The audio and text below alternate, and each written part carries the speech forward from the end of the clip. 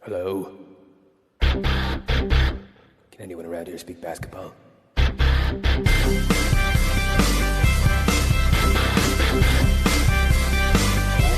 it is. It's the Confederacy of Dunks Basketball Podcast. Hello, bonjour, baby. Welcome to the Confederacy of Dunks Basketball Podcast. I'm your host, Freddie Rivas. I'm the producer, Matt Duncan, and the Toronto Raptors are NBA champions! Ladies and gentlemen, Sloan! Oh, man, you know what? For all the Sloan fans out there, they still play Money City Maniacs every game. And if you know what I'm talking about, you appreciate it. Where do we start here? The Magic? Forget about it. Philly? That was pretty tight. Unbelievable. Bucks? Proved ourselves. Yeah. G-State? Sorry. It's a marathon, not a race. Yeah. I will enjoy your asterisk takes in the future, analysts, but G-State wasn't a deep team. What did I say about Durant, Matt? That the G-State Durant Warriors won't win more than two rings. You right? did say that. You did say that. I did say that, and they won't win another as long as he's on the team. That's pretty crazy that you called that. So I've been calling that for, I don't know, 3 years? Yeah. We snickered. We just kind of did a light chuckle when you say it. But I mean... Yeah, wow. This pod's really fun. We talked to a bunch of people. There's vindication. There's like Schadenfreude. There's just joy. You know, everyone thinks they're dreaming. It's crazy, man. We won a championship. First one since 1993. And if you think the celebration is like a perfect little circle that's gonna end, fuck no. People are gonna spill out into the Gardener celebrating in months' time. Okay, there's gonna be a winter whiteout in London, and people are gonna be like, "Oh, I'm so scared of all the snow." Remember when the Raptors won? Yeah. How long are you going to be satisfied with this win? Like, is it down the road, 3 years, 5 years, we don't have a championship again? It's like, well, we just won 5 years ago. We just won 3 years ago. Are you going to be okay with that? Like, how? I mean, it'll fade, but the memory, I guess, will also fade. But I think there's just such supreme joy in knowing that we did make the one magical ride you can kind of, you dream about as a sports fan, especially as a bad team. Like anyone who listens to this podcast, I've been a season seat holder for a long time. Yeah. I've watched so many bad games. I went to two of these games. Gone to a lot of losses. Been to a lot of losses. My God. And I went to two finals games, or two playoffs games in this run. Game 2 of Philly, loss. Game 2 of Golden State, lost. That's all I went to. Oh, fuck. I don't care. Oh, that's all right. I don't care at all. It doesn't matter. I got to experience this run throughout my whole, getting married process. Yeah. In my honeymoon with my brothers, with my friends. I just feel very privileged to do this podcast. Like, I've been a Raptor fan for much longer than this podcast, but we started, I think, 5-6 years ago, and me and you, once you got involved, it's probably like 4 years. So even that window of time feels both long and short, if that makes sense. And I think it's the improbability of it all. It's the American exceptionalism. It's the Canadian insecurity. It's the Kawhi's health. It's the Kawhi mystery. He stay, he go. He stay, Uncle Dennis, what's going on? And I think it's extra kind of explosive because, you know me, I'm obsessed with narratives. Yeah. And I always hate this idea that the Raptors are like a narrative that's going to get buried, which we'll see. We'll see tons of, even with them winning a championship. But despite all of that, midway through that Philly series, most of the talking heads just wondering where Kawhi's going to go. Midway through that Milwaukee series, or 2 games in rather, people just talking about like how we just weren't good enough. And by the way, I think that one was kind of fair. I think Milwaukee was awesome. I never doubted that we could win that series, but anyone who said that they were the better team, I think there was grounds for that. Hot take, I think the Bucks would have beat the Warriors as well. And I don't think Philly would have.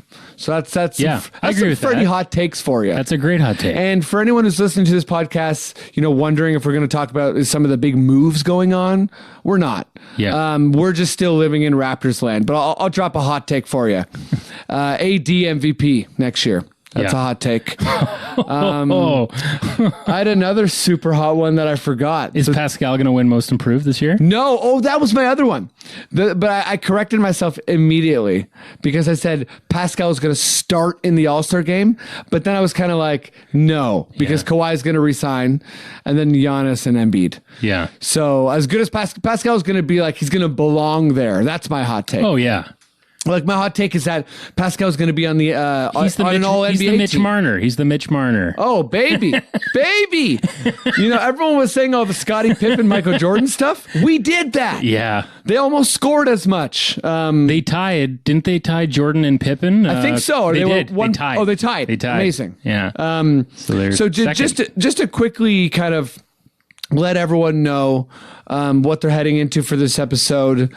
We talked to Jess Nicolette, Simon Ho, Alex Stephenson, Yaw Attuah, Alex Wood, and Jonathan Yam. And we just asked them, these are all hardcore fans. Yeah. We just asked them their favorite moments and just kind of had a quick conversation. But Matt, let me throw this on you for a second. So how are you feeling with this pod? I hope there's no feelings of like unearned Raptor fanness or anything like. You deserve this. You do Am I the Jeremy Lin? No, you're not.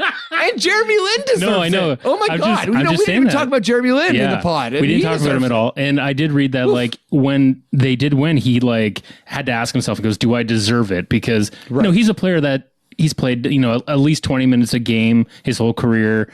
He's averaged, 10 to 14 points. And, it was a change for him to be that player where, he came in for 1 or 2 minutes. And just you'll hear on the pod too of how other players, how important those guys were. Right. Like the Jordan Lloyd story, which we'll save for you, but which was unbelievable. This is like, I do consider myself a hardcore fan now that I've been doing it a half a decade. Yes. And I've watched the games. I've been through the ups and downs of the playoffs. Matt's legitimate, everyone, I'm okay? Legit. And he's looking for the Chuck Hayes jersey. I have sent a personal message to Chuck Hayes' Facebook page. I'm waiting for that check mark to go blue that he's read it. And I was heartfelt. I told him that he was my favorite player because I started... Dreams can come true. Chuck Wagon North. I can't get a jersey anywhere. I'm going right to the source, okay? Chuck, they don't make the jerseys anywhere. No one's selling them on eBay. That's cool. I'm going to, if I have to call the Houston Rockets, I will. But this is the first time I've a team that I've cheered for has won something like this. Yes. I've been waiting for it for forever with the Leafs. I've been a fan for over 20 years of the Leafs, and it's been just gutting, terrible losses with them. So terrible. It's just like same with most Raptors fans. Yeah, no, but exactly. I guess it's a different type of humiliation for the Leafs fans, but for the Raptors fans, just the constant disrespect. Oh yeah, like the Leafs are a major market in the NHL. Yeah, so the it's original just 6 team. You guys are an expansion team, the only team in Canada. And the Raptors are always fighting for, I always say with Masai, his battle is for legitimacy and respect. Yeah. And I mean, let me just quickly say how sad and upsetting and frustrating it is that legitimacy continues to when he wins a final and you have some sheriff racially profiling our GM. I was going to say that very shameful didn't behavior. Have 2 seconds to enjoy. Not even 2 seconds. when something like this had to happen. And it's kind of, there's this weird, the Leo media's Rowden's going crazy with it. And Leo Rowden said it. Larry Tenenbaum walks on the court. Bunch of white guys walk on the court. It is what it is. Yeah. We know what it is. It's racism. That guy should have known who Masai was over. Like, he didn't know who Larry Tenenbaum was. That guy's behavior, that sheriff, is all around disgraceful. Yeah. And I really hope the NBA is putting everything they got into both silencing him and punishing him for his racist, privileged, awful behavior. Yeah. 100%. Sorry. No, I'm letting the anger run through there. Because that's not a joke like the Washington is offering Masai ownership and money and where will Kawhi go and all that. This is real life. Yeah. And this is a black man getting accosted after his team, which he built, won an NBA championship and he's going onto the court. Like, that's really disgraceful. Like, cut to a year ago when we watched, and we sweat at that press conference after he traded DeRozan. Yes. And we were all shaken. Oh, my God. We were like, what's happened to Masai? Is he going to be okay? And then, that just to see that moment, and it was so great to see Kyle, the one that came in and kind of rescued him from. I know. How cool is that? Pulled him away. So much poetry this season, it just, right? I'm getting shivers right on my back. That was amazing. I've, over these last 5 years, man, I've just really learned to respect this game. I think I hope that all the bandwagon fans that jumped on during the stuff stay on. Yeah, we've got a lot of new listens in the playoffs. Yeah. And we appreciate it for the pod. Yeah. So please stick around. Yeah. I mean, or do you and don't, but it would be nice if you did. You got to do, but right? Yeah, stick around and, I feel like you've been here for the best moment possible, and there's going to be shitty moments again, and that's right. We're going to get kicked in the gut, but we've proven that we can overcome it, and there's nothing better than that. And please, I guess I'll plug the pod right now, but that's just because there's so much coming up. We're going to release this on the day of the NBA draft, and we're not talking about the NBA draft because the Raptors won the championship, and we don't care about the NBA draft. We also don't have a pick. But do we not have a second either? What's that? We don't have a second? Sorry, I think we have a second rounder. Okay. But the NBA calendar is going forward, and Mike Conley is a member of the Utah Jazz, and there's so much going on that we're going to talk about in future weeks. Crazy. We're going to get to that. We're going to get to the free agency stuff. That's right. This pod is mostly joy and happiness. But so if you want to support us, you want to help us, Matt, where can people find our stuff? You know what? Go to dunkspodcast.com. We've got all our links there for iTunes, Stitcher. You can subscribe. You can rate. We really appreciate the people that have rated. You don't have to write a review, but if you do, it's, double bonus points. Double bonus. Give us that double bonus. You know what I mean? And July, 21st, hottest day of the year. That's when our toques are really going to get popping. We're waiting for the 40-degree toque drop.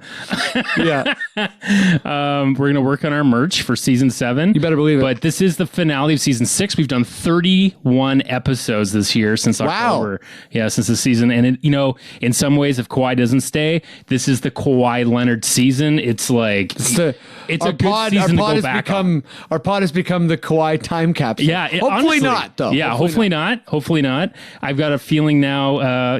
My gut feeling is saying that he is staying. Me too. Finally, it is. It felt like even when Woj came out the other day and said he Clippers this, Clippers that, My brain has been saying that he's staying for a very, very long time. Yeah. My gut is also saying that he's staying now. I think he was unsure, and then he went to Niagara Falls yesterday. Yeah. And now he's staying. No, I think he was like, can I hop over that in the barrel? And people were like, certainly not. And he's like, I'm staying. And then the person's like, really? Did I just convince Kawhi Leonard? And he was just like... Well, yes. Yeah. And they just say, where do you want to stay? The American Falls or the Canadian Falls? I mean, there's a better one, folks. Yeah. Can we do a special shout out to a few teams just that we're no longer in this group with them? Yes. The fucking Memphis Grizzlies, Goodbye. the New Orleans Pelicans, Goodbye. Minnesota Timberwolves, Cheers. Denver Nuggets, Charlotte Hornets, Bye. and the Clippers. See you later. You guys have never been in the finals. Listen, it's a lot of fun. If you just stay strong. And Memphis, I'm rooting You'll for get there. Memphis, yeah, I want Minnesota. Come Memphis. on. Vancouver Grizzlies. I want the Vancouver Grizzlies to get in. there. Let them in. And then, the Phoenix Suns, who have been there, never won. right. The New Jersey Nets, the Brooklyn Nets, Orlando Magic, the Pacers, we're not in that group anymore either. That, we started the NBA Finals in that group. Yeah. We're not there anymore. So we were in that group. It was a short-lived stay. yeah, it was a short-lived stay. Yeah, we came, we won, we conquered. Peace, peace, Yeah. peace. So just keep shooting. You'll get there, kids. I'm going to jump to a bit of a serious thing here for a sec. Please do. So I was actually interviewed, oddly enough, by the Globe and Mail yesterday because of an experience I had. So like many people, I wanted to go to the parade. I wanted to go to Nathan Phillips Square. I had 2 auditions. So I wasn't able to go to the parade, and I was texting Matt, texting Kevin. They were both like, Nathan Phillips Square is crazy. Don't go. I wanted to go. I wanted to see something or hear totally something. fair. Yeah. So I meet up with my brother Thomas and a friend Andrew, and we were just to the west side of Osgood Hall. The east side of Osgood Hall and the far west side of Nathan Phillips, when I guess the gunshots went off. And, before I get to that experience, I tried to communicate this in the Globe and Mail, and, they grabbed a couple snippets. They said, I think the quote they took from me was that I said, I think there should have been more visible police officers, and I understand that, aspects of that are problematic.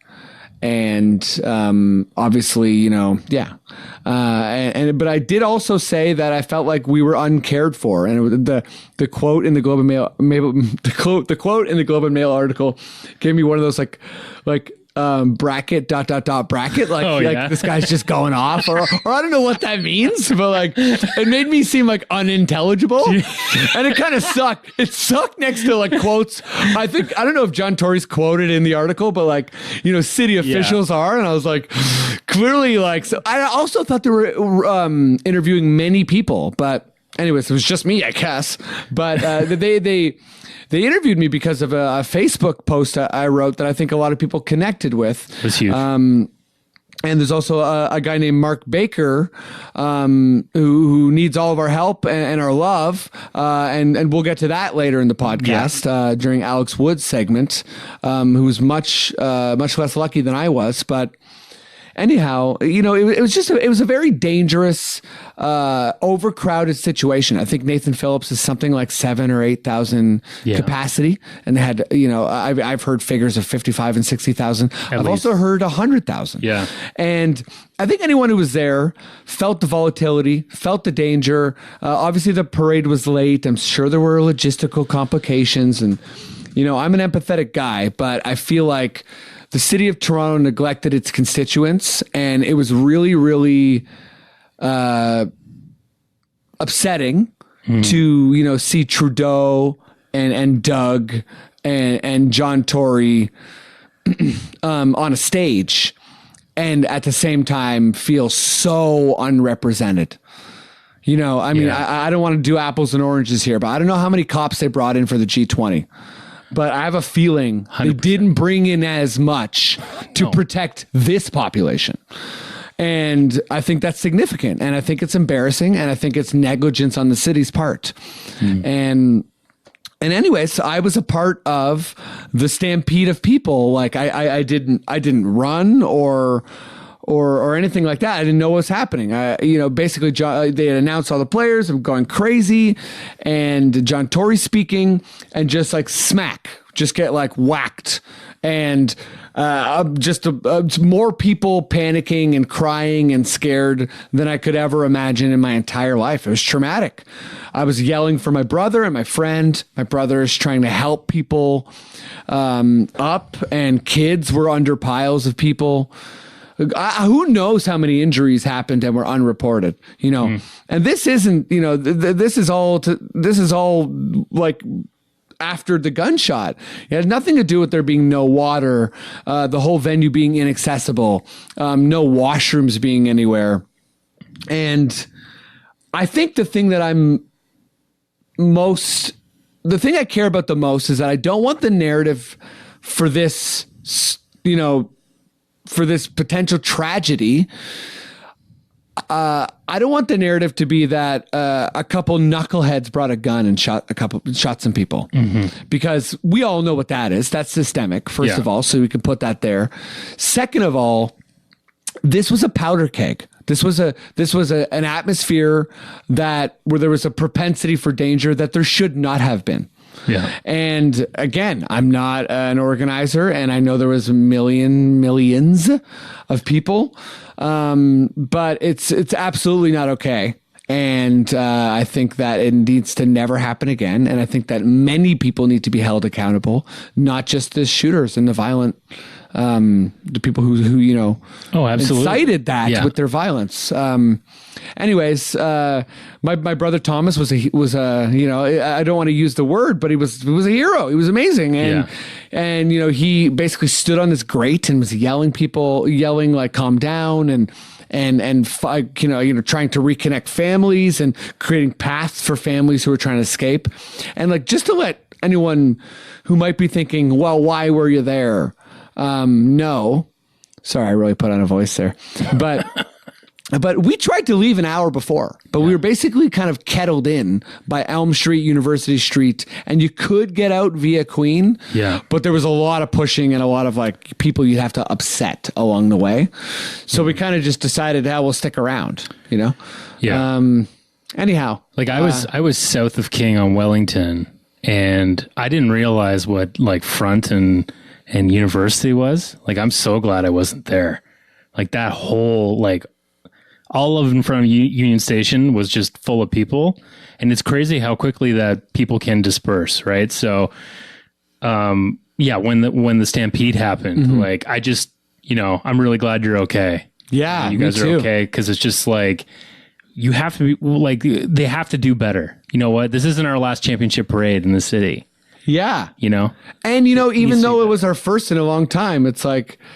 There's just no real excuses for not keeping the citizens you're meant to protect safe. People shouldn't be passing out from dehydration. Totally. There's just it needs to be better. And they, they're going to learn from it. I hope they do. Yeah. And we're able to move on, Yeah. Shout out as well. Speaking of Globe and Mail, our friend Tim Moore works the Globe and Mail. That's right. And our friend Paige McGarry, they had a baby boy on the night that the Raptors won. How about that? And how about that for a nice transition?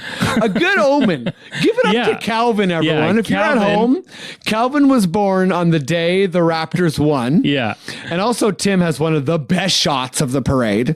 It's Kyle Lowry with Tim's building reflecting in his sunglasses. Oh, it's unreal. Holding up the Larry O'Brien, the Larry Opie. Yeah. His eyes are golden. It's just it's incredible. Of course, Tim would take a photo like that. Yeah, of course. Of course he would. But that's if you ever want to know how long ago it's been since the Raptors won, just keep looking at Calvin. I guess they don't want people looking at their baby. So let's not make Calvin a public thing. Let's leave this. Let's leave him out of that. Let's leave him out of that. And also let me say this. I'm as interested as anyone else, especially now that the season is over. Yeah. If Kawhi is going to resign, I want him to. Yeah. But let's maybe lay off his kids thing. Yeah. Because I saw someone say like, his daughter registered for school. And I'm like, no. Maybe let's chill on the guy's kids. Yeah. That's really, I don't know. That's a bit of a line there that maybe I don't even want to see those articles shared. Yeah, no. You gotta, you know what? It's great. The Quine and Dine stuff, the love that we've shown, I feel like in so many ways they've done everything possible. The fans. Oh, by the way, Coactus, that guy. Yeah. Apparently, he actually handed Kawhi something during the parade. I saw a clip. Beautiful, right? But just all that stuff with Kawhi, I feel like the Raptors organization has done everything they can to make him want to stay there. The fans definitely have, but let's not go too far and chill ruin out. It. Let's not. We don't need to make him feel unsafe. We don't need to harass James Reimer's wife on Twitter type stuff. Toronto. That's a deep hockey cut for you non-hockey fans. But leave James Reimer's wife alone. We don't need that shit. It's crazy. Man. Okay, but I think also another transition is in order. Yes. Matt, Tell me something I don't know about the Tell Me Something segment. So we've been doing this all season. We thought it was just like, what can we do to be a fun thing to go through the old Raptors players? Little did we know that the Tell Me Something segment was leading to something, a championship. So as we've talked to, like, oh my God, we've heard some players that could eat a Whopper in one bite. We've heard of, Yeah, who might that be, eh, man? it's not Chuck Hayes. I literally can't remember, but it was the guy that played for Charlotte. I can't remember which one it was. Del Curry, probably. Del Curry. We've done Del Curry. We've, there's been players that have, had a pretty boring, post NBA career. As number 96 will tell you, Jake Voshkul. Is that how you say his name? No, I'm just laughing that he's always your reference point for why this segment is difficult. And I love that. Well, he's actually a new one, Jake Voshkul. Oh, okay. Yeah, Sorry. So I've never even said Jake Voshkul before. Wow. I think I'm saying his name right. I don't think you are. I think there's way too much saliva. You're slowing down. It's like Jake Voshkul. Played 38 games for the Raptors during the 2008-9 season. I knew that. The man with the size 17 shoe. Didn't know that. He's got a clip on YouTube titled Sean Marion uses Jake Voshkul as a toilet paper. Have you seen that clip? No, but that sounds not nice. Well, like Sean Marion dunks and like pretty much, straddles him after he does a bit of a roll with his body. So he uses him as a bit of a bidet. That's one clip. That's awful. A bit of a bidet. Did you know that he today is a CEO and managing director for an oil and energy company in Texas? I didn't know that. See, pretty boring though, right? He's an oil tycoon. Pretty rough, yeah. Who cares? And then we have other players throughout the year like Willie Anderson. Yes. Okay. He's a South Carolina boy. Mm-hmm. He was drafted by the Spurs in '88. He averaged 18 and 5 in his rookie season for the Spurs. Holy smokes. And he's actually regarded as one of their like all-time best draft picks. Like up there with Tim Duncan and Manu, and because he had a really good rookie season and no stars were picked after him. But then after he ran into some trouble, like we've had a lot of Raptors players that run into trouble. This guy had a lot of kids with a lot of different women. Got into a lot of, did you know he had it's like paying child support is just his whole life right now. Right. Oh, he reportedly has 9 kids with 7 different women, and they've all had to take him to court, and that's kind of been his lasting legacy after that. So, it's been a mix of those. Legacy. It's been a mix of Jake, a mix of Willie type lives, but there's been a lot of fun and laughs along the way, and it's like we're in the bottom of that Game of Thrones tomb. We're walking by, we're remembering the fallen soldiers, some current ones, and we've got, throughout the episode, we've got 3 more that we're going to hit you with. The final 3 to make 100 Raptors. And if you're lucky, there'll be like a really stupid moment, like a dragon melting a chair. Yeah. So I'm excited for that. And we've got a little bit more canon action coming up. We got a little bit more, not a lot. Yeah, not a lot. We got some. All right. So thanks. Freddie, I guess, enjoy the episode. Yeah, enjoy the episode. And thanks for listening all year. And, we'll be back next Tuesday. The off season continues. Stuff to already talk about. We're excited. Oh yeah. But we're gonna keep celebrating also. Yeah, I'll say that. Yeah, I'll say that. Like the celebration is absolutely not over. Yeah. And thanks. Enjoy. Thanks so Simon Ho. Okay, I'm here with Simon Ho. Simon, how you doing? How you feeling, man? I don't know if I've fully emotionally recovered. Definitely physically haven't. It's been quite a fun few days, and I get caught just smiling to myself every couple hours about how exciting a time this is. Yeah, life's pretty all right. Oh yeah, absolutely.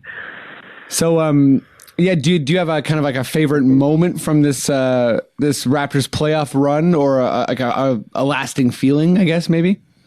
I definitely do, and I think it was sort of built up all year. I just watched Kyle early in the season, and it seemed like he had finally found the right role for him, making the right decisions, not forcing anything, which I think was a problem in the playoffs in years past. Right. It all came to a head when he sort of hit that drop pass to Kawhi to sort of dunk on Giannis there. It was just the exact right play to make, and you looked at him in the first Orlando game, he didn't score any points, but he was making the right plays, and his 11 points in a row in Game 6 didn't seem forced, and it really seemed like he was poised and ready to do what it took to win. And I watched it sort of game after game, and people always, people talk about the Kyle Lowry slander, and it's just like he didn't seem to be forcing anything and just played the right game. And that one play kind of took a lot of my worries away. I was like, man, these guys are ready. Like, yeah, I mean, like this is the year. That was like such a pivotal moment too, because it's like all of Lowry's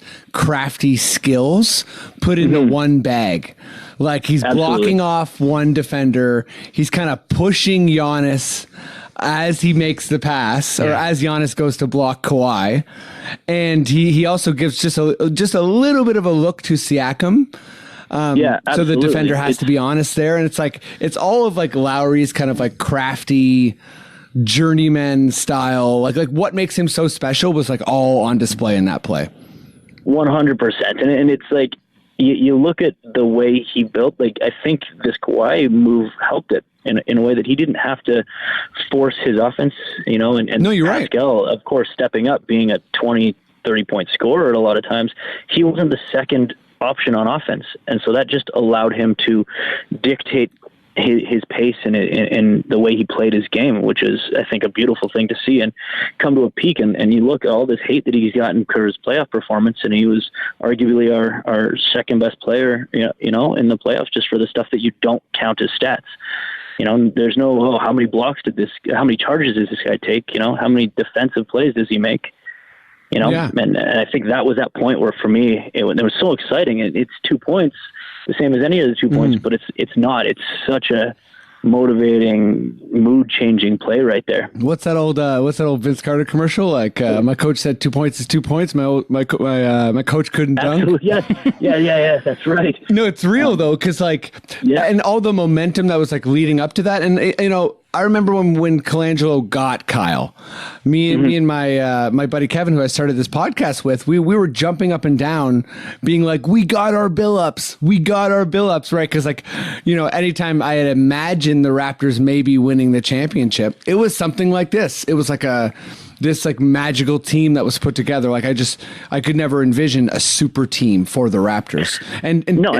Yeah, sorry. Go ahead. I was just going to say, it's perfect for a team with no lottery pick. Like that's who you want. You want that guy who isn't that necessarily superstar, but he makes the right choices.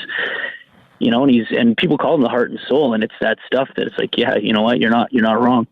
Yeah, and I've been like in my head starting to call him like the brain, because I feel like the heart and soul is fair. Like he really you'll see him take a charge from Embiid after hurting himself, right? But I also think he was kind of the conductor. Like it's almost as if Kawhi was an assassin. Like I guess he was a conductor in his way as well. But to your point earlier, how many times did we see DeRozan and Lowry kind of like look at each other in the playoffs, be like, okay, who's gonna try? Because we both can't score. Absolutely. And that's just not a thing when you play with a guy like Kawhi Leonard. Like Kawhi's like, first of all, I'm trying and you're not. Second of all, don't worry about it. I got this. So then I think Kyle was able to fit perfectly into that role. And anytime that Siakam wasn't there emerging or, exploding, I think Kyle was usually there to fill in the gap or 100%. And his numbers would have been so much crazier if a couple games didn't go with a bunch of guys missing wide open shots. Like we had a lot of open looks that we didn't hit this year. And, that's always going to happen. But like he was getting the ball a lot of time to, whether it's the hockey assist, to the guy to swing it over or just hit guys in open spots. It's just, I really think I don't know if I want to say matured because he's been there, but I think he finally understood and was in a place where he could play the game that he is designed to play. For sure. And I mean, like, if we're talking about Lowry and kind of signature moments, how about in that Philly series? I think it was in that Philly series.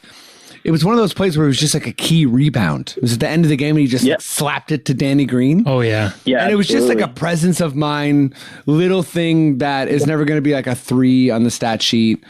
Or, it's just classic Kyle. And I've been someone who I've criticized Kyle in the past, and I think that he struggled to be the number one option. And I think the reality was he never was going to win as a number one option. And I think that's fair. Yeah. I think even as a number two option, you might have trouble. But when he can dictate the pace and where the ball goes, and you got two guys who can get buckets, like, I'm excited because this is the kind of play that I think could take him much beyond the expiring of his contract. Like, I think because of that, I mean, he takes a beating, so who knows? But right. But I'm excited. I think too that there's a lot of reason to think that Lowry, with his shooting, could have a Jason Terry style aging out of his game. Like, I don't see why 100%. He couldn't play till 37, 38. Yeah, 100%, 100%. Especially if Fred keeps stepping up, we could go quite a real interesting 2-guard sort of system for the next 4 or 5 years, I think. You just kind of got that feeling in the last game when Lowry came out and he was just on fire. Oh, man. Felt like he was a Jedi. His hero cycle was coming to an end and he was about to disappear and become a ghost. I'm glad you brought it around to Star Wars, Matt. The end of his Jedi cycle.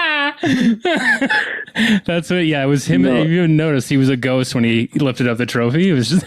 Oh, yeah. Like, there's nothing left of Kyle. Yeah. I'm just so happy for him. Like, and I think that was that moment where, like, everyone was going to be like, oh, Kawhi took Giannis's soul, but like that play is nothing without Kyle, right? Yes. I think that for me was like, man, he's making the right, because there's no way he was getting that shot up. Giannis was going to crush that ball. Yeah, and I think was that the game where Giannis had blocked him previously or no? I don't remember. I remember him getting blocked by Giannis, and like I think it was the game. Giannis had a few big blocks in that game, and it was weird because, I've been watching a lot of playoff highlights, obviously. And like, there's just so many thunderous dunks in Orlando and Philly from Kawhi. And yes, there are thunderous dunks in Milwaukee, but he's just not jumping as high at all. So the timing has to be much, much better. And he's jumping off 2 feet instead of 1. Because I think, I don't know when he got injured in Philly, but I think he got hurt against Philly, right? Or was it against Milwaukee? You know what? I don't think we'll ever know with Kawhi. Like, that could have been bothering him and just progressively getting worse, and he couldn't take days off because it was the playoffs. And like, this could have been going on mid-season. And that's actually a good point. Rest. And I mean, like, that theory would work well with how he looked against Golden State. Like, against Golden State, he just looked like he couldn't run. Mm-hmm. I mean, he's still amazing, but. Yeah, and just even him walking up off the stage after they won the title, like he's sore. His gait is messed up. How he's walking and getting the rest. I think I mean, the Raptors really made an example for why that makes sense. Yeah, I mean, I think they're. We've talked about this a bunch in the pod before, but there's a lot of talk around making the season shorter, and my thing is always like, how about more basketball and more players and spread the players out? More people make more money, and it's less about the star players. Like, a lot of players should play 60 games. Doesn't mean the game shouldn't be 82 seasons, but if you're Phoenix and you want to see Kawhi, you got to be good enough. That's my take to the Bill Simmons kind of a shortened season thing, but. Yeah, it's what, I'm so conflicted because all I want is more basketball. Like you said today, I'm like, what do I do now? But I want high level basketball. I mean, yeah, it's tough. I know. I feel like as basketball grows, part of my theory is that all of basketball is like slowly rising, and there's now no longer like 3 or 4 stars. There's like 15, and maybe in the next couple of years there'll be 30 like superstar type guys, right? 100%. I think this might be the most talented era of basketball. I think so. I mean, like, I think basketball is basically getting better every year. Like, I'm sure stylistically you could have your preference, but it's not like, they're building worse cars than they were. Mm-hmm. The science is better. Everything's better. So the players 100%. Are better. And it's the argument like, they used to be tougher and they couldn't hack it back then. Yeah, but like, if you had to play by these rules, like, and guys who could shoot from the logo, where would you be, right? Yeah, I mean, it would be. It's always the argument of like, what would Shaq look like in today's NBA? And it's like, man, it's so contextual. Like, it would be very, very different. But I'm sure he'd excel. 100%. I mean, he's Shaq. I think it's same with LeBron and Jordan. Like, those guys are playing whenever they want. Well, Simon, I don't know if you can hear that, but Matt's playing a Chernobyl sound effect for us. That's that's it for me and you. But cheers to Kyle, man. I and like that. I mean, I think everyone in the whole city's happy for Kyle. And absolutely. Thanks for And coming on probably the in pod, league, man. too. Oh, my pleasure, guys. Go Raps. Go Raps. Talk to you soon. Cool. We'll talk soon. Matt, tell me something I don't know about Marco Bellinelli. Marco Bellinelli.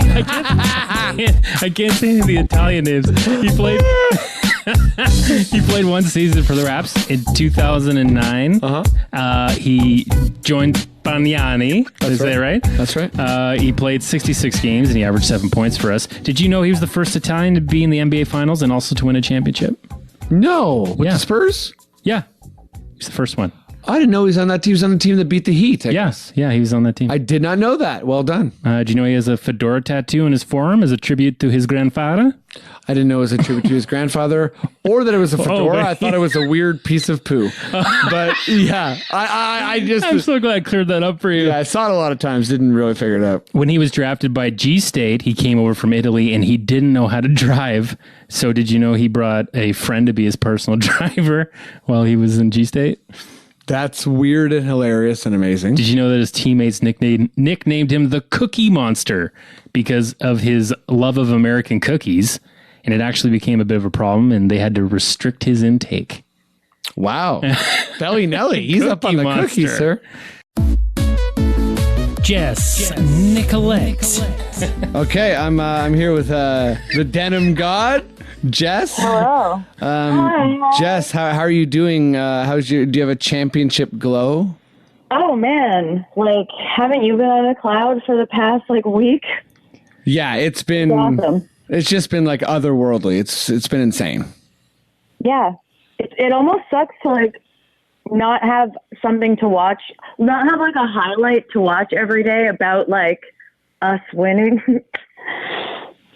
Totally. You know? It actually feels a bit odd that there's no challenge that we're right about to tackle. And that's why I was just saying this, there's something to the effect of Simon, but I don't really feel a lot of angst when people are like, the Raptors might not win next year. And I'm like, that's next year though. You know what I mean? We just won. Yeah. Woo. Exactly. Yeah. Okay. Exactly. So Jess, I'm asking everyone what their favorite moment from this magical run is. And if it's not a pinpoint moment, that's okay. Okay. So my favorite moment is game 6 with Milwaukee with 4 seconds to go when we obviously were going to win the game. And the camera panned to Kyle and he was just in a disbelief, elated, glee. He was laughing and smiling and maybe crying and just looking into the Raptors oh my God. And it was the most, it was my favorite thing that I've ever seen. He, after all of these years of everything he's done and the shit he takes and totally all the time just being underrated and overlooked, and then, him having that moment and realizing he's done it, we're going to the finals, and can you believe it? It's that wasn't even the best thing that happened. But, I know. Just his face in that moment was the most, it was the most joyous thing I've ever seen. And he deserved every single bit of it. I think I made it my screensaver. I made a collage, made it my lock screen. It's just, it was so, it's happiness. I think Kyle really kind of brings out that feeling of he's someone you can relate to. I think because he's a bit the longest. What's that? Sorry. I feel also because he's been here the longest. It's all of our struggles and failures. He feels all of. I mean, he had something to do with a couple of them. But it's who better to understand the feeling of happiness of finally getting there than the dude that's been trying to do it for so long. Totally. I think he really represents the Raptors struggle, because honestly, the other people who really represent the Raptors struggle, were clipped off at some point. Yeah. So Kyle's kind of like the one who's hanging on the edge of the cliff, who gets to celebrate. Like, I think more than anyone else on the team, easily.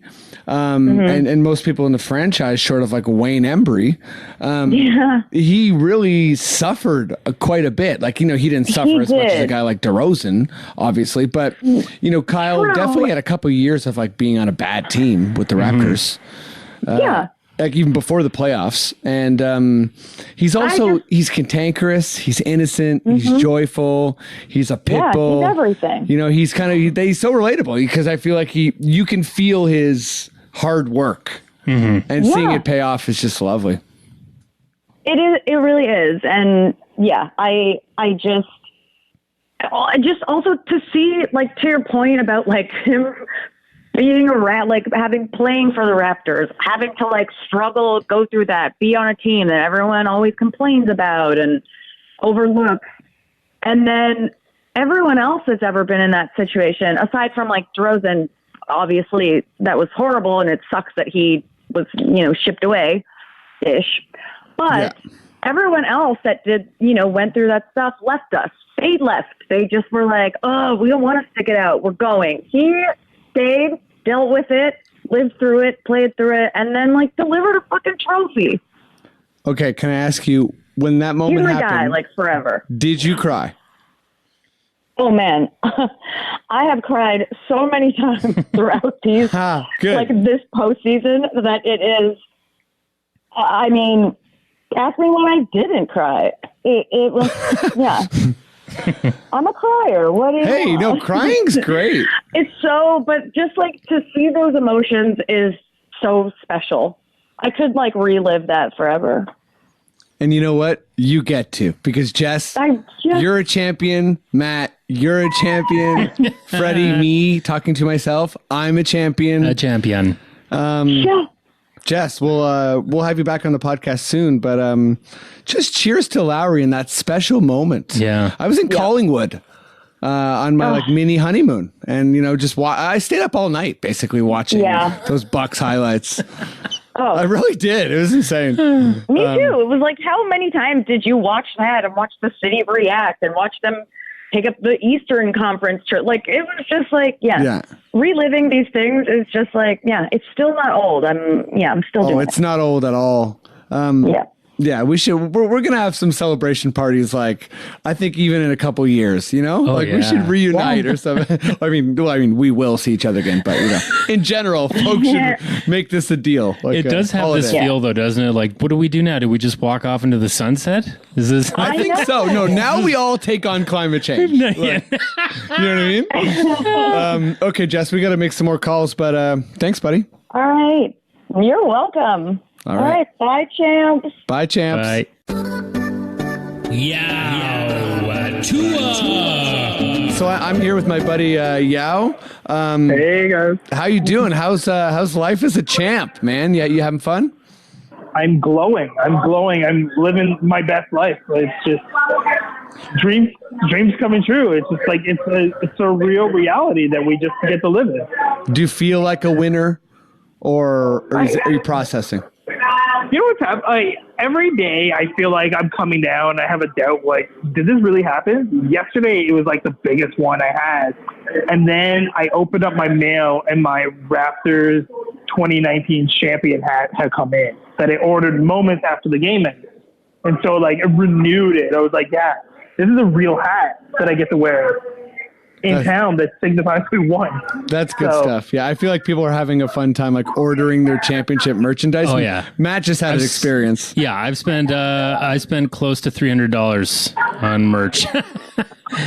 So yeah, I just bought a really sick sweater and I missed the Canada Post guy. I'm so pissed. I gotta go to the post office tomorrow. Oh, but it's yours. Yeah, it's coming. But yeah, you're a man on the move. We got a lot of people to call. So let's get into it. What's your favorite moment, or what's your favorite feeling of this magical run, this amazing run that we all got to be a part of? So you said moment, and like I couldn't figure out a moment, but it does feel like vindication for a few reasons. It is on the Kawhi side. It was him like you knew he felt like he was the best player in the world. Right. And he felt vindicated, man. You could tell during those, after he won, you know? There are moments where he just like let go of emotion and he just like lived, and therefore like that shot was like kind of the big one against Philadelphia. Oh man, that was such a battle cry too. Like I've never seen someone scream like that. Yeah, it is a moment where like we can just like look on and say, hey, he's like, yeah, I was made for these moments. Masai brought me in for these moments. Like that moment feels like a big vindication moment for all the moves, for every doubter, including myself at a moment. Right. For a quick moment, I'll fully admit to that, about the trade. In terms of like, I was sad about it. Right. I knew what we were getting. People could check the receipts on that. But I was like a little, like, it's hard. Your emotions are in this team. Your emotions are in this game. So there was moment. The other vindication moment is the opening of Game 6, where Kyle Lowry, the game before, not hitting the game-winning shot, having people go, oh, yeah, right, he's not clutch. Oh, yeah, he's not clutch. And him just opening on that 11-0 tear by himself. It's just... The Kyle Lowry like personal pizza run was disgusting. Like he basically just announced to Golden State that it's like, listen, I know it's the last night at Oracle, but like we're taking it. Yeah, this is not only the last night of Oracle, but it's the last night of basketball this year, which is great. Yeah, it was very, very authoritative. I mean, Kyle, just vindication city. Between Kyle and Kawhi, is there anyone else to kind of, I guess Gasol, right? How about the vindication for that guy? Yeah. Oh, yeah. You just feel good about a guy who's like, well, I feel like it's a slight upgrade at center. No, it was a solid upgrade at center. We got someone who is defensively savvy, who comes up in big moments, and he had a hell of a series. But it's also, in my mind, like the last thing I would think was like, people are very on this boat where you need 3 stars to get a championship. You need all this in. You need to have needed a tank. Think about who they went through. They went through Golden State. They went through Philadelphia. Those are 2 teams that like kind of personify 2 ways of thinking of building an NBA team. Right. Yeah. Good point. One, you need big stars, and so you need to acquire, which is what Golden State did, and it didn't help them. When like the chips are down, you have to pay these big stars. You have nobody else that you have in the pipeline. And then you have Philadelphia, who spent like a better part of the decade tanking for number 1 picks. Totally. And they got beat by a team without a lottery pick. They're NBA champion. Their process was not vindicated. I think our Raptors approach, like just to kind of jump on what you're saying, it's like we're vindicated in not having this like super team, and we won. People are going to call this like an asterisk champion, but you know what's an asterisk champion? The Detroit Pistons and the Dallas Mavericks. Basically, it's the legendary type of championship that happens every like 10 or 15 years. Yeah, that's what we are. Yeah, it is. The asterisk thing always bothers me for a few reasons. One is not what the series is going to be remembered for years from now. It is just going to be. It's going to be the year that people remember Masai took a gamble by trading away his top star, and then everybody had a point to prove, and then proved it. That's what this champion is going to be remembered for. No one remembers Cleveland starting Matthew Dellavedova in the finals instead of Kyrie and Kevin Love not starting there. People just remember that they won, and the next year they went 73-9 and didn't win. Like we're in an era where the news cycle needs to be filled every day, right? By like multiple shows, so they have to find all these like narratives. They're like, this is what I really remember of the narrative. But you look back, like even last year, barely remember that LeBron got swept. We just know that Golden State won. Yeah, no, I think time's going to be our friend. Yeah. It's a legendary championship. The whole like lottery, especially Marcus Hall said in an interview, like you guys don't have a pick in a lottery. You have a few second rounders. You have an undrafted player in your rotation. What does it say about the draft? I mean, he's like, you draft doesn't mean shit, which, I mean, there are some, it does mean some shit in certain scenarios, especially when it comes to like how players get paid, because you can't get a supermax unless you're on the team that drafted you and you make all NBA. Right. So it kind of means shit in that respect. But like at the end of the day, like Masai can evaluate talent. That Raptor staff can evaluate talent, and everyone knew what role they needed to play. And I think that's the better part about drafting later in rounds anyway, is like no one is looking to be an all NBA player. Everyone is looking to bring what they can to the team. Totally. And I mean, yeah, I think you really nailed it with vindication, and we got to keep making calls. Is there any last kind of like specific vindication moment that makes you feel sorry, there's a Chernobyl thing, and I thought it only had 2 or 3 loops, but I think it went 4 or 5 or 6 times. Yeah, I heard that. Are you okay? Everyone's okay, but I did watch episode 3 of Chernobyl, and it messed me up. I watched it today. Keep going. Yes, the feeling I had, I couldn't pick a moment. I had that feeling of just like, yeah, not like relief, not like glee. Like, damn it, we did it the way we said we're going to do it, even though people say you couldn't do it that way. And it makes me feel good. This championship is such a feel-good championship. God damn, we did it right. Yeah. Okay, buddy. Well, I'll have you on the pod, I'm sure, super soon. And, just bask in the championship glow and feel that vindication. I'm tipping my water glass to you right now. Yeah, I can't wait to get back on the pod, and let's talk about the off season and when these rumors get quashed, the draft coming up. Like, there's a lot to talk about. Oh man, basketball never sleeps. No, we never sleep. COD, COD forever, yo. All right, buddy. All right, enjoy your conversations today. All right, see you, man. All right, Matt. Tell me something I don't know about Bismack Biyombo. Bismack Biyombo. This guy really made an impact. He played for the Raps. Yes. 2015 to 2017. He's from the Democratic Republic of Congo. Did you know that there's 2 Congos? Okay, that might make more sense because are him and Serge from different Congos? Yes. Okay. Sorry. So go on. Bismack is from the You know what? I didn't know that, by the way. You didn't know that. I should say. I did not. I did not know this either. Did not. Yeah. He's from the Democratic Republic of Congo. Serge is from the Republic of Congo. Okay. And Serge is the only player from the Republic of Congo, like the only person to ever play in the NBA from the Republic of Congo. Oh, wow. So like Yeah. Mutombo is from the Democratic Yes. Republic of Congo. All the rest of them are from their Mbenga. That's the one that's won the Yeah, Serge is from Brazza. DJ Mbenga as well. So sorry. You know who that is? Don't know the DJ. Feel kind of lame right now. He won a championship. Oh my God. I thought you were saying DJ. DJ Mbenga, No, the basketball player. yeah. Yes, I know him. Yeah, okay. I yeah. was thinking I'm like a famous DJ like, oh from my the God. Democratic Republic of Congo. I apologize, but I don't know. Yeah, no, he's from the Democratic. So, but yeah, Serge is the only one from the Republic of Congo to Very cool. have won a championship or play. But we're talking about Bismack here. Talk about Biz. Okay. Did you know that when he was 18 and was going to enter the draft, people didn't believe that he was the age he said he was? Yeah, it's a common shitty thing with African players. Is it? People always assume they're lying about their age because of documentation. Like when he was 16, he went to Spain and his agent took him to a specialist to do a bone age study. Yeah, it's I mean, Mutombo's talked a lot about that because people always said he was lying about his own age. Like, what does that mean? Like they what's think that, like, hilarious- oh, you guys don't know how old you are? I think the idea is that they're coming from like poverty in their passports. It's Yeah. like, the Like they don't have documentation's proper not the birth same. certificate. Yeah.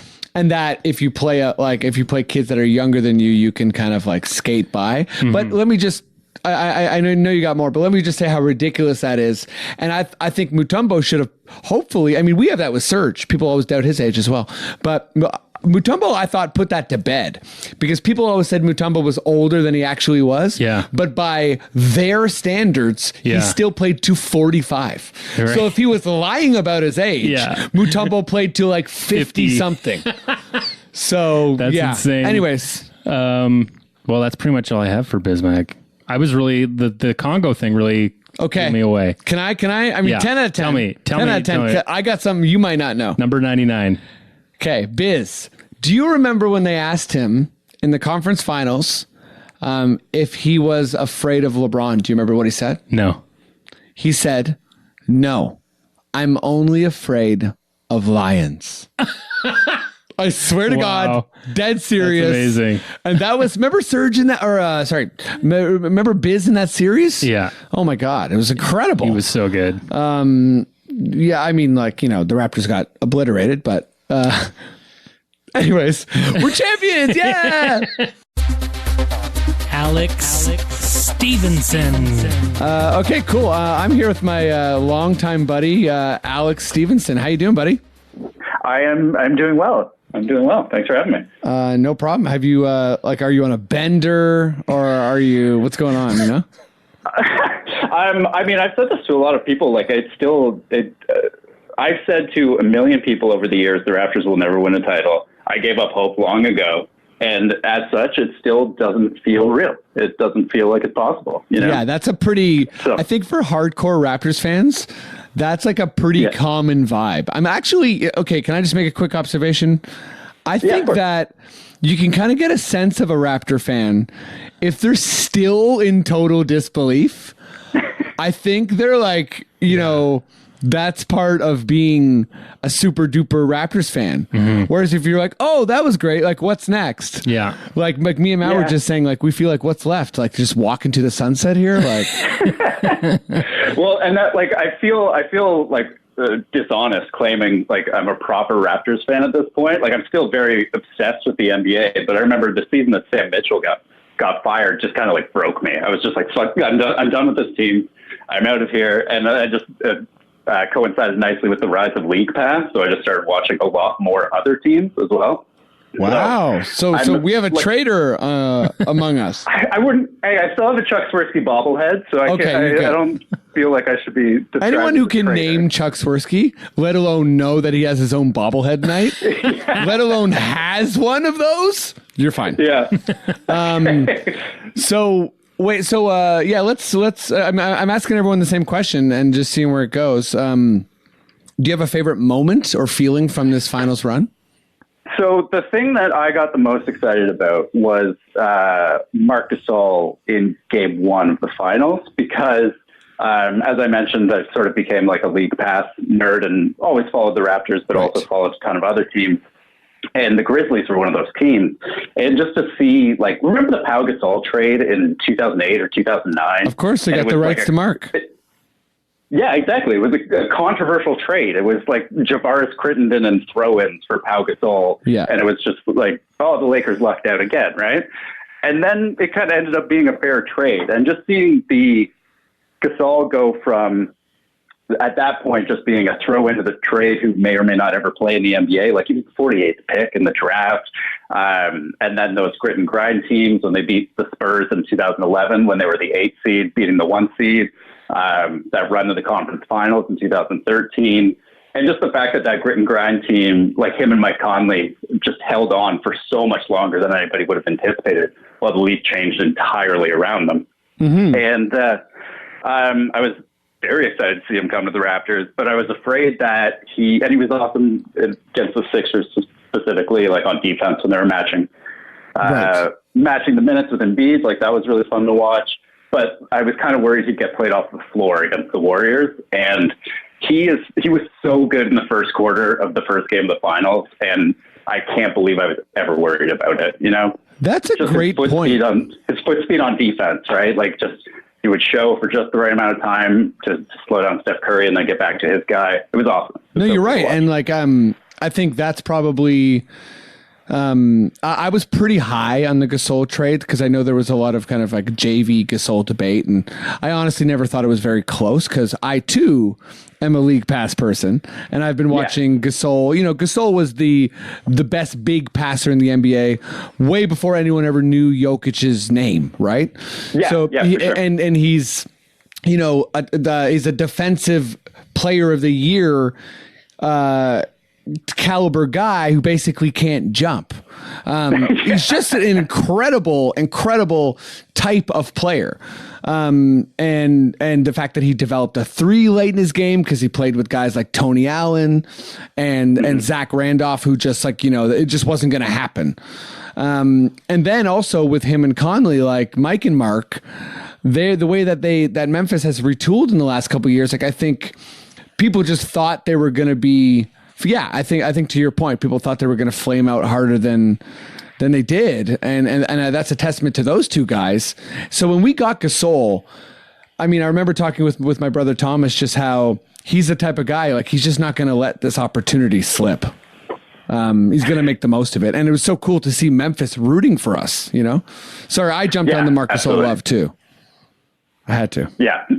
No, he's so great. And I mean, it's kind of like a different version of the same story with Kyle Lowry, right? Like it's just somebody getting, who's, a very unique style of player who suffered for a long time or was good for a long time in a very unique way and just finally getting the payoff that, real NBA fans know that they deserve, Yeah, so totally. And watching Marc Gasol throughout the parade was incredible, to say the least. Yeah, so, okay. He's having a good time. I know he was chugging, but on the low post, Zach Lowe said he chugged a full wine bottle.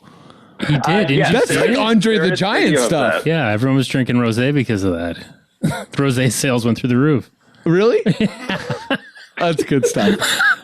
But also, like, I get his size, but he probably was sick. No, I've seen the Andre the Giant doc. He probably, like, there were double-decker buses. I feel like the floor of the bus we couldn't see was covered in vomit, Oh, yeah. Like, they were going down the steps. A lot of players were having naps. You know what I mean, right? Exactly. Yeah, by the time Kawhi got to where I was, he was, like, just sitting on the back of the ledge and, like, very slumberly, like, pointing his finger. Yeah. He's like, he was tired of holding the MVP trophy. And listen, it was that's like 3 hours into it. It was a draining day. Yeah. Well, I mean, I think before we let you go, Alex, is there any more kind of like Marc Gasol nuggets? Like, I too was so excited that he wasn't played off the court. I thought he made, he was obviously hesitant on the 3, but he made so many key threes, so many key steals. He was incredible in every series, I'm sorry, what did you say? Oh, I was just going to say he was incredible in every series. And just to add to that, how cool was it that a guy like Giannis Antetokounmpo was saying that he sees Gasol and Kawhi in his nightmares. I did not know that, but that's a quote. Very exciting. That's a quote. Yeah, and seeing him decimate, Vucevic and play so well against Embiid, he was fantastic. Yeah, no, it was. I got nothing else to say other than I'm so happy Big Spain has a ring. That's it. Big Spain, baby. Big Barcelona. Cool. Well, Alex, we'll have you on another time, I'm sure. But I'm saying this to everyone. Get out there and enjoy this warm day. Go meet Kawhi and enjoy this championship glow we're all in. Absolutely. All right. I will go out into the sunlight as per your request. Okay. Thank you. Thanks for having me, guys. Okay, so Matt, we're going to do the Hunger Games segment. I've been doing all playoffs, which means we sound cannons. We salute the fallen soldiers, which is when a member of the Raptors team in a particular stat passes an all-time great in the playoffs. Yeah, we salute them. And we give them a little cannon sounding, and we also let you know who they're coming for. Exactly. So this is a bit of a summary version of this. You ready for it, Matt? Uh-huh. Okay. Kyle Lowry's all-time assists. Kyle started with 335 playoff assists, sitting at 110th all-time. Kyle now has 494 playoff assists, passing at least 54 players in this run. Wow. Kyle finishes the playoffs sitting at 56 all time, and he's coming for Nate McMillan. Marc Gasol's free ones. Marc started the playoffs with 290 playoff free throws made, sitting at 144th all time. He now has 330 playoff free throws made, having passed at least 26 players in this run. Marc now sits at 118th all time in playoff free throws made, and he's coming for Paul Silas. Kawhi, the god in all-time points. Kawhi started with 1,432 playoff points, sitting at 137th all-time. Kawhi now has 2,142 points. And since last pod, he has passed Derek Fisher, George McGinnis, and Gary Payton. Since the beginning of the playoffs, Kawhi has passed at least 85 players in all-time playoff points. He now sits at 52nd and 52nd all-time, and he's coming for Elvin Hayes. Kawhi the Thief. Kawhi started the playoffs with 147 playoff steals, sitting at 52nd all-time. Kawhi now has 187, passing at least 19 players in this run. He now sits at 32nd all-time in playoff steals, and he's coming for Kareem Abdul-Jabbar. Serge Ibaka, the shot blocker. Serge started the playoffs with 252 all-time playoff blocks at 10th all-time. I believe he was tied with Dikembe Mutombo. And he now has 275 blocks. Now, he's pretty high up on the list, so he didn't really pass anyone beyond Mutombo. But Serge sits at 10th all-time, and he's coming for Kevin McHale. Last but not least, Danny Money Green from 3. Started with 191 three-pointers made in the playoffs all time, and he was sitting at 20th. He now has 230 playoff threes made. He's now 17th all time, and he's coming for Jason Kidd. By the way, I kind of messed that one part up, but he passed like Jason Terry and one other guy. Cheers. That's it for that segment, and I'll think of some new ones for maybe the off-season and the regular season. Chaz. Jonathan. Yeah. Okay, I'm here with the closest thing I know to a capologist, Jonathan Yam. How you doing, buddy? I'm good. Thanks for having me. Anytime, man. So I feel like we have so many similar Raptors opinions. Like I wonder if we're both celebrating the same way or basking in the same championship glow. But yeah, what's your past couple days been like as far as like a feeling? It just still doesn't feel real. And I mean, it's funny because I think we talked about this after we reached the finals. Right. And at that time, it still didn't feel real. And now it's like, I don't really believe this happened. I know. But it's pretty like, amazing. It's kind of like a compounded, unreal feeling. Like, I mean, maybe there's someone who didn't say that, but every single person I've asked has said that they can't believe it, or they keep expecting it to not be real, or something to that effect. Like, I think it's just a testament to how unlikely this seemed if you were someone who followed the Raptors like for years, Yeah, it feels like a dream. Like I can think of a time where I might have dreamed this happening in my sleep. Yeah, but seriously. But yeah, in real life. It's going to be good, though. I'm going to enjoy processing it forever, I think. Yeah, so I'm asking everyone what their favorite moment or collection of moments or feeling is from this finals run. Do you have one or something? Yeah, there were so many that, that like things that happen in games that people will remember, like big shots. Yeah. Big defensive plays. The thing that really sticks out in my mind is seeing some of the similarities between, just watching Kawhi. And I think because once the playoffs started, I was pretty much watching every game. Like, I didn't watch every regular season game, but once the playoffs started, I was like watching every minute of every game. Right. And I think when you're watching that closely, you start to notice these things. And like, I just couldn't believe how many of his moves are so similar to Michael Jordan. Like, it was like watching Bulls playoff basketball in it was all over again. The Philly series was like too much, right? The Philly series was like watching Michael Jordan. Like, I kept saying that, and it seemed like a joke. And then we kept saying, they're like, oh, it's like Scottie Pippen and Michael Jordan with Siakam. But then they finished like almost being like in a scoring tie with those two.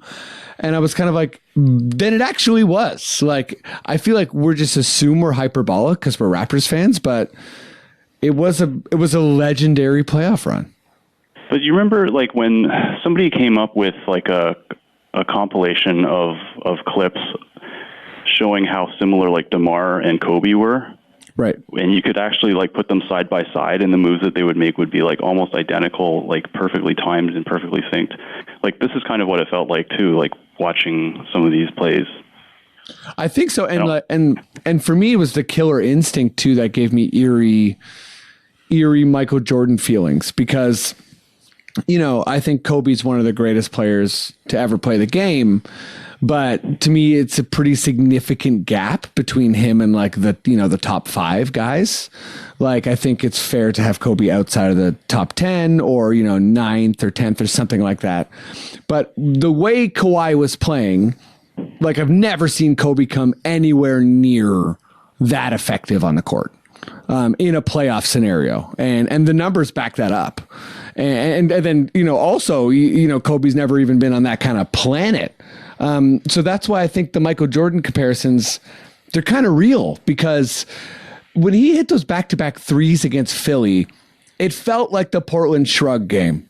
You know what I mean? When he hit that 3 to beat Philly, or the dunk over Giannis, like, everything felt just so impactful that he did. And he even had steals and blocks and just amazing defensive plays that were like totally game-changing.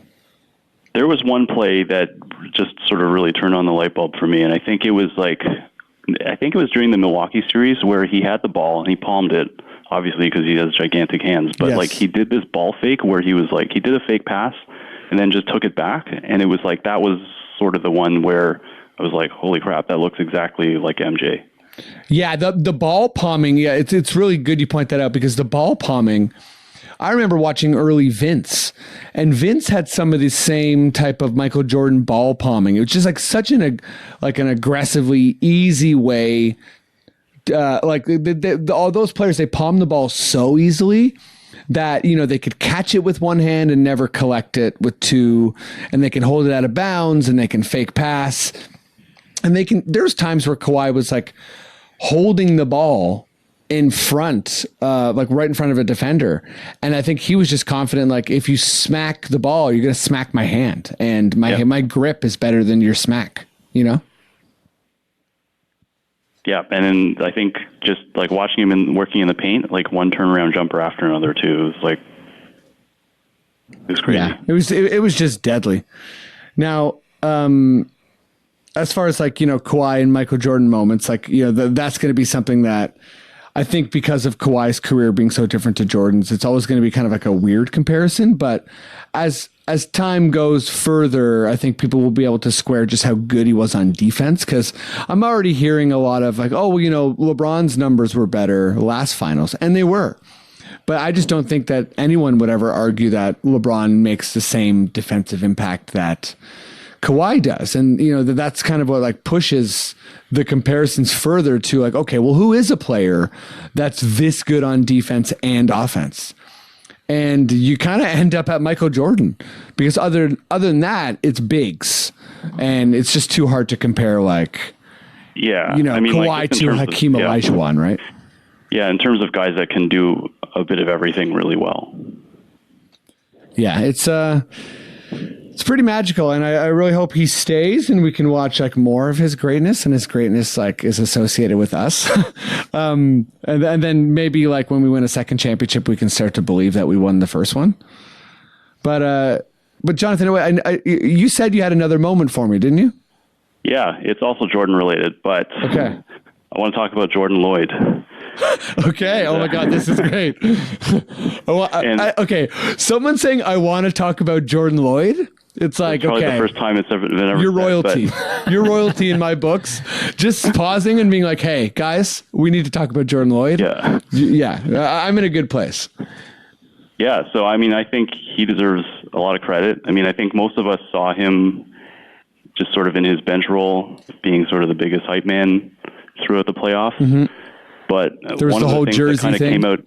Yeah. One of the things that came out in the finals was this article in The Ringer where they talked about how he was basically the guy that was, he basically watched a lot of video of Steph Curry and tried to imitate him in practice so that they could basically figure out how to defend him. Right. Wow. Games for the finals. Yes. And it was amazing to read that because it's like, you don't really think of these bench guys as doing much. I mean, obviously they show up in practice. They're sort of the shadow for the other team, but to know that he spent all I think he was like was he the MVP in the G League this year? I think he was. Jordan Lloyd. I thought it wasn't it Chris Boucher? Oh yeah, sorry, it was Boucher, but I think Lloyd was one of the best players too. Yeah, and our pipeline, my goodness. Yeah, and then see him come up. He didn't play any playoff games, but he had a really vital role to being able to shut down the Warriors. That is so cool. And like I think, if I'm not mistaken, in that article too, they talked about how he would mimic the other team's stars. Like he mimicked the way Giannis played too. Wow. And Embiid. Yeah, did. And I was talking to fascinating. I didn't know. It's so cool. Yeah, and I had Simon Ho on the as our first caller actually, and I was saying to him that, I really personally, I guess, love this idea of like there's just so many players, and the NBA is the most elite league, and I say this all the time, but I feel like there's so many talented Jordan Lloyds out there, and I think it's accepted that in the NHL, the MLB, and the NFL, that as a fan those players' names, and that's okay. Mm-hmm. But in the NBA, it's just such a smaller group of people that get any kind of shine. And yeah, a story like this to me really highlights how vital he is. Like he's a 2-way contract, 17th guy on our roster, if I'm not mistaken. Yeah, and the stuff that he did in the playoffs could be the thing that sort of puts him over the top, just compared to all the other Jordan Lloyds. Like you think about all the other guys that came up, with this team that were sort of borderline. Maybe they'll make the roster, maybe they won't. 2-way players. I mean, guys like Malachi Richardson, who maybe had the same talent level, but didn't necessarily have like a reputation for like strong work ethic. But right. You see then you find out about a guy like Jordan Lloyd who's like, watching video and like studying the opposing players, and to the point where he can basically act like the opposing player. That's hilarious. I mean, I want a clip of that so bad. Oh God, yeah. Like, was there ever like the mouth guard? He has to do the mouth guard. He's doing the mouth guard. Oh, that would be good stuff. He's doing the like Embiid airplane before it happens. Oh, yeah. So when it actually did happen, he's like, okay, now you do this. Well, Jonathan, it's awesome to have you on the pod, and I'm sure I'll have you back soon. But is there any more Jordan Lloyd moments? If there are, they're welcome. I'm just. That's the only one I remember, but I mean that wasn't even during the game. I read about it during the finals. Was he one of the? Amazing to hear that. Was he one of the guys in the parade wearing the shirt that said "random guy in suit"? I think that was him actually. Yeah, there's a few of them. Yeah, that was him. Well, that's because the whole not jersey thing, but the T-shirt thing, where everyone's like, "Who's that guy?" Yeah, and it's Jordan Lloyd, because they were doing the whole team, but they had to sprinkle out the lower level guys, and poor guy gets thrown to the fire. And he got a prominent position. He looked like he might be Lowry, and then when you look, you're like, "That's not Lowry." And you're like, "Who's that?" It's Jordan Lloyd. Anyways, but dude. Enjoy this championship. Go have a tasty dinner or whatever. I don't know. Make sure you eat dinner tonight. Yeah, make sure you eat dinner tonight. That's really what I'm trying to say. I'll make sure I do. And, this is going to be great. We're champions at least until next June, maybe even longer than that. Yeah, I know. We're champions, we're material champions at least for a year. And we're also theoretical champions forever. Yeah. So, pretty great, right? Yep. Fair. Okay, cool. Well, we'll talk soon. Thanks, buddy. Alex Wood. All right, I'm here with my buddy, another super fan, another Raptors lover. I don't know how he's been celebrating the past couple of days, but I'm sure it's been a good time. Alex Wood, how you doing, buddy? Last night on Bloor West at 11:15, I let out a "Let's go Raptors" and I got some claps. Huge. I was in a car, and we were heading down Dovercourt, and there was a bunch of kids selling lemonade with a Raptors symbol, and we honked, and those kids went nuts. We didn't stop and get the lemonade. Yeah, but, I was gonna say. Yeah, sorry. Sorry to those kids. You but honked at them. That's great. You know what I mean? Like one of those. It was good. One of those horns. Javi and I were debating starting a corner again last night. Just Delaware and Bloor, going out with the We the North flag, some gear, some guys, and just confusing the hell out of people driving by. Some gear, some guys. I want to be a part of whatever happening you're starting.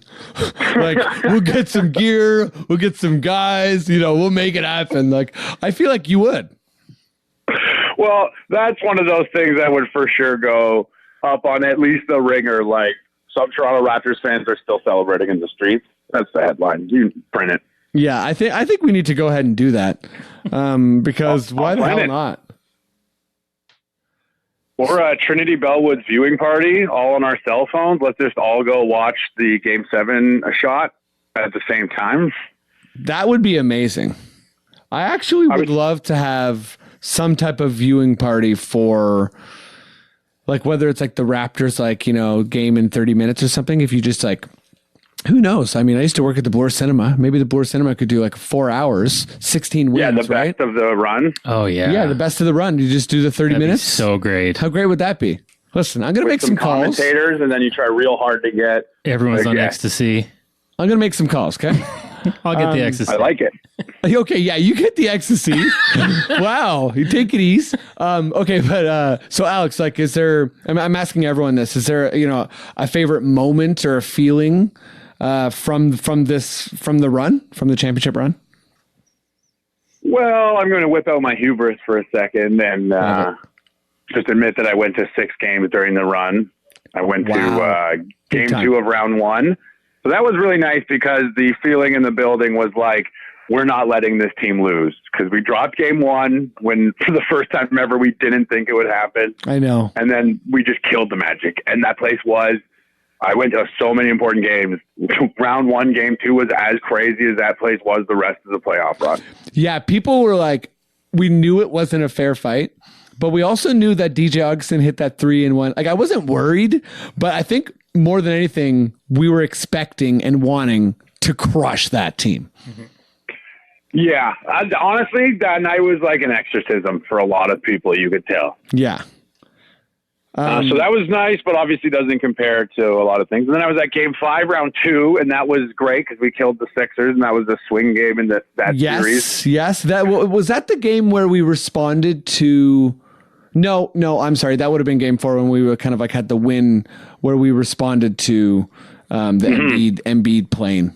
Okay, sorry. Yeah, and being down 2-1. Yeah, game 4 in Philly, that was a huge game. And then game 7, obviously being there with my 2 best basketball friends, Adrian Krunk and Dylan Gott. And that was, I didn't know you guys were all there together. I didn't even know you were there. You were there for the shot, the Kawhi shot? Yeah.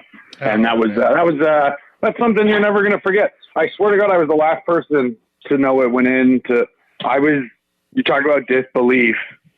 As soon as I saw what he was trying to do, I was like, what are you thinking? You're not going to get there in time. You're going to dribble the timeout. Yeah. And then when I thought Embiid was closing on it. I thought it wasn't going to get off in time. And then when it gets past Embiid, and when I'm not saying anything else that everybody else didn't go through, you know? Like, No, I was it's like, true, oh though. my God, I can't believe he even got it off. And then I was like, but that's short. Yeah, there it is. It's short. Oh, I guess it bounced towards. No. What? Oh my God. And then, like, I was just stunned. And then by the time I realized it went in and I was ready to celebrate, I turned into the aisle to start running up and down the aisles, but I almost got clobbered by this shirtless guy who was plowing down the stairs. That's amazing. Who was Keenan Thompson in Good Burger? No, not Good Burger. Keenan Thompson was in Hook. When he's like, does the cannonball No, roll? that's not Keenan Thompson. So sorry. I thought it was it was a child actor. No, that's not him. I thought it timed out. That's another guy. My bad. I fucked that up. Sorry, guys. Okay, you know what? Let's just let Alex continue because I dropped the ball here. But yeah, I'll let you get back to Keenan Thompson's presidency in a second. Okay, I deserve that. Oh, God. Oh, okay. And then, you know what? Game 3 of round 3, the Eastern Conference Finals, the double overtime. I'm not going to lie. Wasn't even an enjoyable experience. I was like, I mean, it obviously was, but I felt like all of the air leave my body 5 times during that game. Yeah, I was. I watched that game in silent at a South Carolina bar. They wouldn't give us the volume. It was great. But I want to get back to, because that is my favorite moment of this run. But I'll have to get back because, and then the next one would be at Game 6 of the Eastern Conference Finals. Specifically, the 2 moments we were down by 15, and my girlfriend texted me that we were still going to win on some like mystic tech stuff, and then I was like, there's a lot of stuff on this run for me personally when it's just like, oh no, this is an Are You Afraid of the Dark episode of a game of 2K I'm playing and I'm going to wake up, you know? I can't believe you were at Game 6 of the Bucks and Game 7 of Philly. Yeah. I wonder who else gets to claim. I went to 2 games, both losses. Game 2 of Philly and Game 2 of the finals. I was 5-0 at that point after Game 6. I was on a heater, baby. So wait, what was your last game? Well, and then went to the finals, Game 5, and they dropped that one. Right. It was still crazy. That's one of the all-time finals games. That's when Kevin got hurt and I started cheering. I mean, everyone else started cheering. Oh, I see. You're one of those. No. I didn't. But I swear to God, I saw that before anybody else. Because as soon as he hit his first 3, I only watched Durant. I wasn't watching the rest of the game. I was like, oh, my God, he's playing him. And he's like boxing out Serge on a rebound. I was like ready to start crying. I was like, oh, no.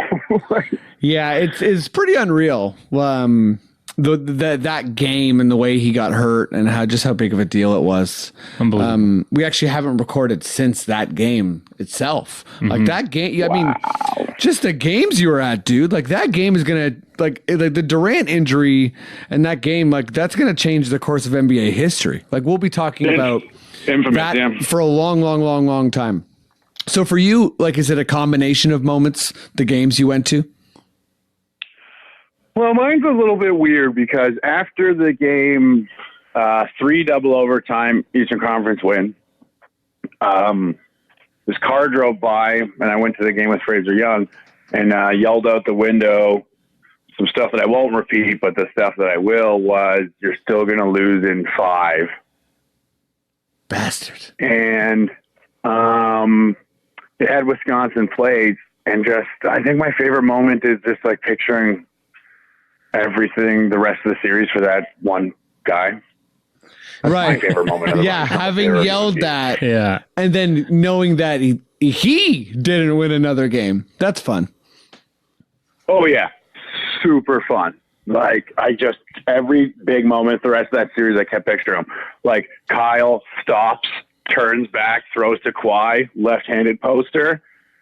30 seconds after it ended, I was like, oh my God, that guy must be losing his mind right now. Oh man. Yeah. I wonder if he's like, if he feels like he needs to find you and apologize to like undo the Bucks curse.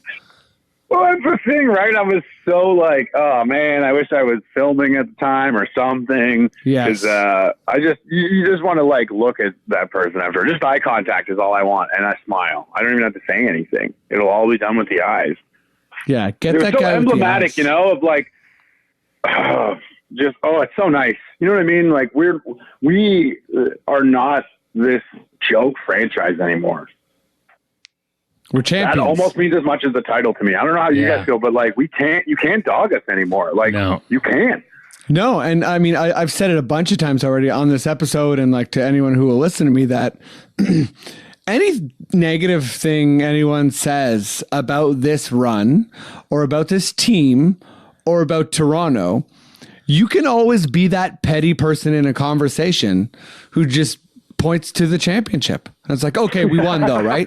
Yeah. You know what I mean? Like someone can muster up like an amazing academic argument about why, you know, based on Kawhi's travel or whatever in that, you know, in that massive game 3 dunk and double overtime, we shouldn't have, well, whatever. You can always just be like, true. But we won though. Yeah. You know what I mean? We're the champs. You know, the Orlando Magic have had more Hall of Famers play for their team in their prime and won a playoff basketball series against Michael Jordan. And, I mean, they're probably still more yeah, I guess so. How many rings do they get for that? Oh, none? Cool. Yeah, exactly. Oh, none? Cool. You know, and like Lakers fans and Celtics fans and any like really good, like, you know, a franchise that's won a bunch, they always do that, count the rings and all that kind of stuff. So we're a team that made it to the finals and we won, and it was just glorious. But Alex, before we kind of end this conversation, you did something really, really awesome. I think maybe it was last night or maybe it was this morning. I don't know. But if you don't mind plugging it for our audience, I'll just let you take it away. Certainly. Well, we have this Facebook group that we're all a part of. You are a part of it, called Give Me Some Raptors News. Yep. It's so much fun. And there's a member of it, Mark Baker, who went to the parade. He's a phys ed teacher, just wanted to go to the Raptors parade and have some fun like the rest of us. And he got trampled in the stampede that happened after the shooting. Mm-hmm. And he got his Achilles heel torn. That's like serious injury. That's like a year of recovery for a phys ed teacher. Like he's not even sure if he's going to be able to work next year. No, it's pretty devastating. Like, we got to get a GoFundMe going for you. And he didn't even want to. He was like, no, it's all, I'm all right. I don't think that. And was like, oh, come on. Like, you deserve this. Like, don't be bashful. You know, like this is messed up what happened to you. And I'm sure people would want to help. And then he was like, okay, just let's not let it get too big. I was like, I love this guy. I don't even know him. He's so sweet. And then, so we have the GoFundMe going. It's just search Mark Baker on GoFundMe. Yeah. And the actual URL is Mark Baker Funds. So GoFundMe.com/Mark Baker Funds. And just donate like $5. We're already at like $4.70. Probably going to be able to get him some champ swag and hopefully some other things to make him feel better. He just had surgery. He's waiting in a cast right now, like lying down. Yeah, if he's like switching between like, you know, like upset to like happy when he checks the GoFundMe and all these people being nice. Yeah. Yeah. We'll put a link to it. If you look in your description on iTunes or whatever, just click on the GoFundMe link and it'll take you right there. And, you know, my older brother just tore his Achilles, and it's a long, shitty injury. And this what I have to is this like my I worried about ticks last summer, now I'm going to worry about Achilles tears? This? I mean, it sucks. So, but no, I mean, Miguel's been wearing this like boot, right? So maybe Mark, let's donate and be and make this like wrong or right, and maybe we can. I don't know. Maybe we can make him his boot, like a Raptor boot or something. Really, some sort of Iron Man, like propulsion Raptors boot. I mean, I think it's modest at this point to hope for. Well, Alex, it's awesome you did that, and I'm glad he's getting a little bit of love in a kind of a shitty time, and yeah, thanks for doing the pod, man. It's going to be fun having you back. Well, when we're still celebrating being champions.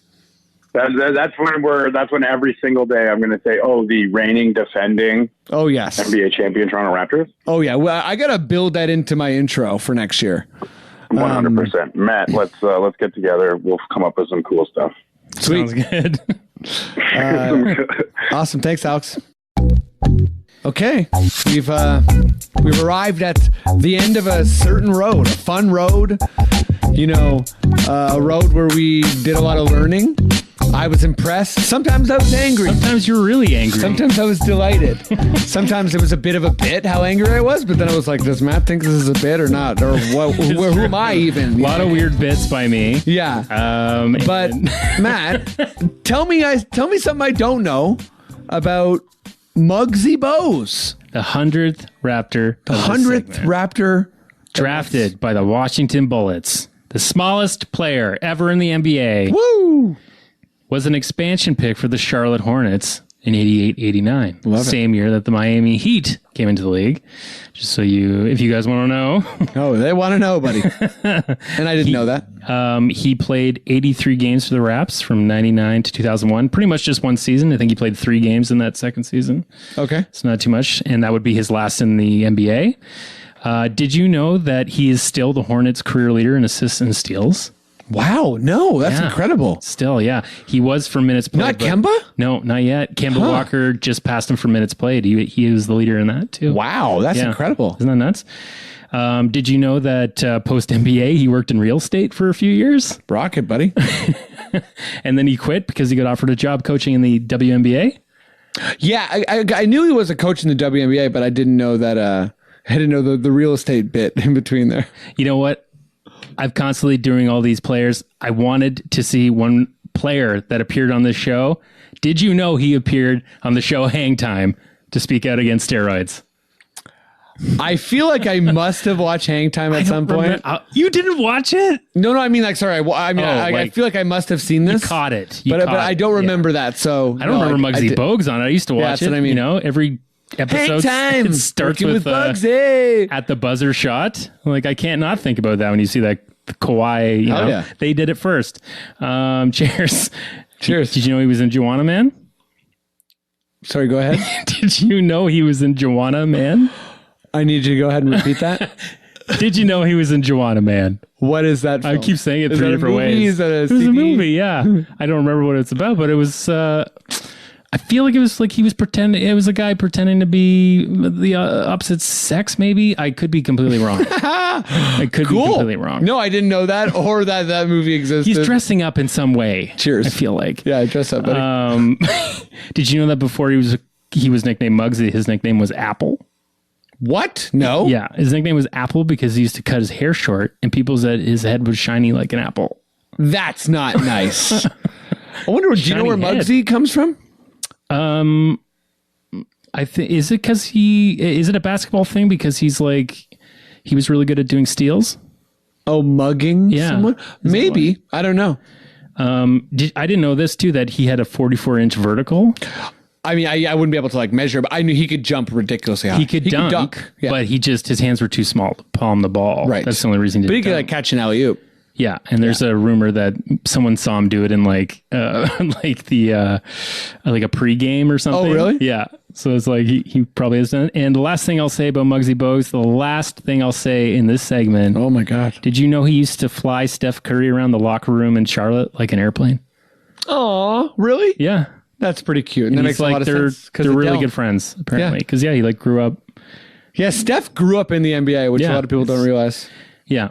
So that's it. That's the Tell Me Something I Don't Know segment. Thanks for listening. Thanks for calling me out on the Facebook page about my stats when I screw them up. Buddy, I got to do it. And just the fans, they were doing it too. They're like, actually... Yeah, listen. It's pronounced this way. If you enjoy this pod, give Matt the gears every once in a while, would you? Thanks. All right, thanks, folks.